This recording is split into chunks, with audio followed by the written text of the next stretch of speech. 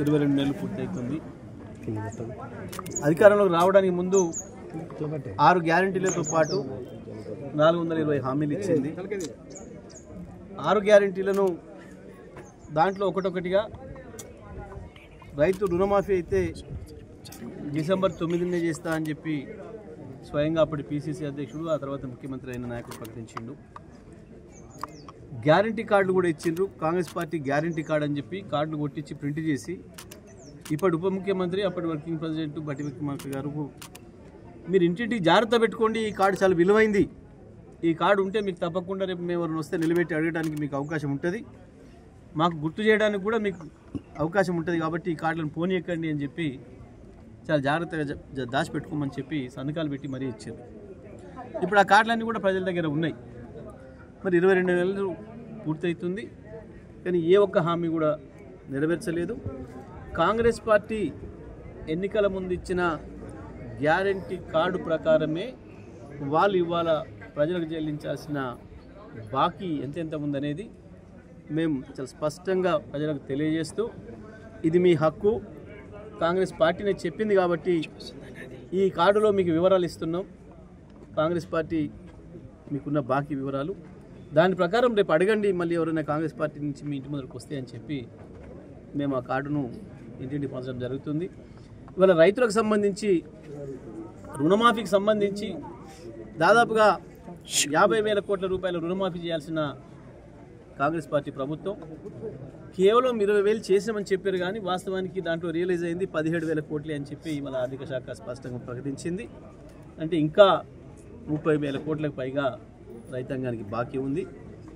అదేవిధంగా రైతు బంధు కాదు, నేను రైతు భరోసా ఇస్తా, ఇవాళ ఇస్తే కేసీఆర్ 10 ఇస్తుండు, నేను రాగానే 15 ఇస్తా అని చెప్పి రైతాంగానికి చెప్పి మోసం చేసి ఇప్పటి వరకు కూడా ఇవ్వకుండా ఎగ్గొట్టిన బాకీ ఒక్కొక్క ఎకరానికి 19,000 చొప్పున ఇవాళ కాంగ్రెస్ పార్టీ బాకీ ఉంది.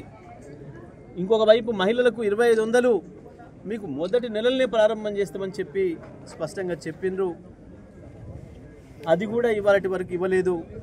దాని ప్రకారం మహిళలకు ఒక్కొక్క మహిళకి ఇవాళ 55,000 రూపాయలు బాకీ పడ్డది కాంగ్రెస్ పార్టీ.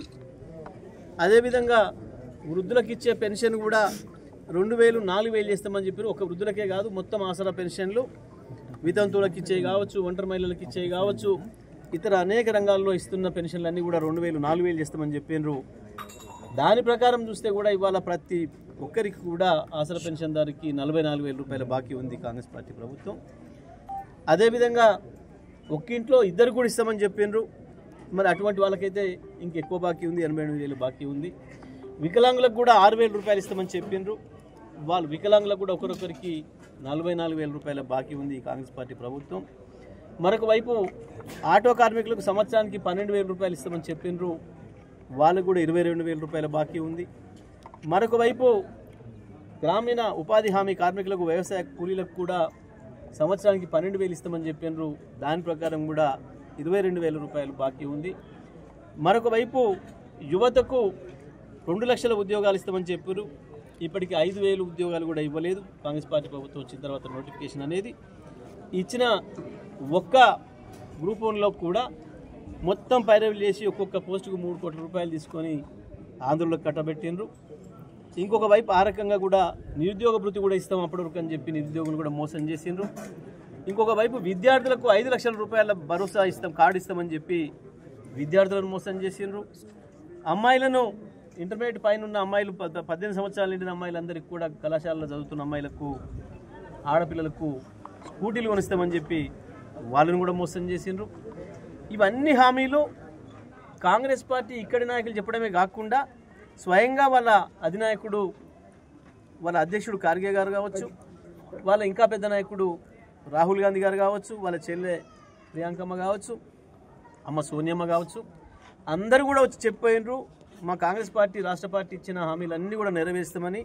రాహుల్ గాంధీ గారు ఒక అడుగు ముందేసి మొదటి క్యాబినెట్లోనే తీర్మానం చేసి మొదటి అసెంబ్లీలోనే దీనికి కానూన్ చేస్తాం, గ్యారంటీ చేస్తాం, మొత్తం మీకు ఇచ్చేటట్టు చట్టబద్ధత చేస్తామని కూడా వారు చెప్పిపోయినరు. కానీ ఇప్పటి వరకు ఒక్క హామీ నెరవేర్చలేదు. మరొక వైపు ఉద్యోగస్తులకు కూడా అనేక రకాల హామీలు ఇచ్చి వాళ్ళని కూడా మోసం చేసిండ్రు. కేవలం ప్రభుత్వ ఉద్యోగుల్ని కాదు, అవుట్సోర్సింగ్ ఉద్యోగుల్ని కూడా దారుణంగా మోసం చేసిండ్రు. ఇవాళ అంగన్వాడీ టీచర్లు కావచ్చు, ఆశా వర్కర్లు కావచ్చు, అంగన్వాడీ వర్కర్లు కావచ్చు, ఆయాలు కావచ్చు, పోయి అడిగితే దెబ్బలు కొట్టే పరిస్థితి ఉంది. ఇంట్లో నుంచి వెళ్ళకముందే అరెస్టులు చేసే పరిస్థితి ఉంది దారుణంగా.